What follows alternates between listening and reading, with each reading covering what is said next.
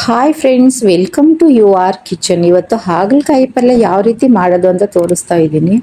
ಹಾಗಲಕಾಯಿನ ಕ್ಲೀನಾಗಿ ತೊಳೆದು ನೀಟಾಗಿ ಡ್ರೈ ಆಗೋವರೆಗೂ ಇಟ್ಟು ನಂತರ ಹೆಚ್ಚಿ ಒಂದು ಪ್ಯಾನಲ್ಲಿ ಹಾಕಿ ಎಣ್ಣೆಯನ್ನು ಹಾಕಿ ಕ್ಲೀನಾಗಿ ಹುರ್ಕೋಬೇಕು. ಒಂದು 5 ನಿಮಿಷ ಹುರಿವಿ ಹಾಗಲಕಾಯಿ ಹುರಿಯುತ್ತೆ. ನಂತರ ಒಂದು ಬಾಣಲೆಯಲ್ಲಿ ಹುಣಸೆಹಣ್ಣು ಹಾಗೆ ಬೆಲ್ಲವನ್ನು ನೆನೆಸಿಟ್ಟು ನಾನು ಈ ರೀತಿ ಪಾಕಕ್ಕೆ ಅಂತ ರೆಡಿ ಮಾಡ್ಕೋತಾ ಇದ್ದೀನಿ. ಅದನ್ನು ಒಂದು 2 ನಿಮಿಷ ಬೇಯಿಸಿ ಗಟ್ಟಿ ಆಗೋವರೆಗೂ ಇದನ್ನ ನೀವು ಈ ರೀತಿ ಮಾಡಿಟ್ರೆ ಹಾಳಾಗೋದೇ ಇಲ್ಲ, ಎಷ್ಟು ದಿನನಾದ್ರೂ ಇಡ್ಬೋದು. ಈ ಪಾಕನ್ನ ನೀವು ಹಾಗಲಕಾಯಿ ಪಲ್ಯಕ್ಕೆ ಯೂಸ್ ಮಾಡ್ಕೊಳ್ಳಿ, ತುಂಬಾನೇ ಟೇಸ್ಟಿಯಾಗಿರುತ್ತೆ. ಹಾಗೆ ಒಂದು ಬಾಣಲೆಯಲ್ಲಿ ಎಣ್ಣೆ, ಸಾಸಿವೆ, ಜೀರಿಗೆ,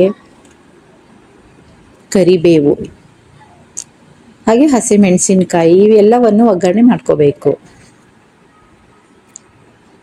ಇವೆಲ್ಲ ಒಗ್ಗರಣೆ ಆದಮೇಲೆ ಕಡಲೆಬೇಳೆನ ಹಾಕಿ, ಕಡಲೆಬೇಳೆ ಸ್ವಲ್ಪ ಜಾಸ್ತಿನೇ ಹಾಕಿ, ತುಂಬಾನೇ ಚೆನ್ನಾಗಿರುತ್ತೆ.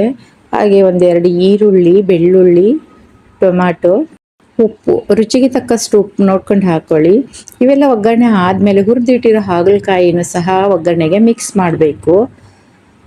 ನಂತರ ಸ್ವಲ್ಪ 1 ಸ್ಪೂನ್ ಸಾಂಬಾರ್ ಪೌಡರ್ ಹಾಕಿ ಕ್ಲೀನಾಗಿ ಮಿಕ್ಸ್ ಮಾಡಿ ಈ ರೀತಿ ಹಾಗಲಕಾಯಿ ಪಲ್ಯನ ನೀವು ಮಾಡಿ ನೋಡಿ. ಈ ಹುಳಿಯನ್ನು ಹಾಕಿದ್ರೆ ತುಂಬಾನೇ ಟೇಸ್ಟಿ ಆಗಿರುವಂತಹ ಹಾಗಲಕಾಯಿ ಪಲ್ಯ ರೆಡಿ ಆಗುತ್ತೆ. ಮಕ್ಕಳು ಸಹ ಇಷ್ಟಪಟ್ಟು ತಿಂತವೆ. ನೀವು ಸಹ ಟ್ರೈ ಮಾಡಿ. ಸಾಂಬಾರ್ ಸೊಪ್ಪನ್ನು ಹಾಕಿ ಕ್ಲೀನಾಗಿ ಈ ರೀತಿ ಮಿಕ್ಸ್ ಮಾಡಿ 1-2 ನಿಮಿಷ ಬೇಯಕ್ಕಿಟ್ಟು ರೆಡಿ ಆಯಿತು ಹಾಗಲಕಾಯಿ ಪಲ್ಯ. ಸಪೋರ್ಟ್ ಮಾಡಿ, ಸಬ್ಸ್ಕ್ರೈಬ್ ಆಗಿ. Thank you for watching.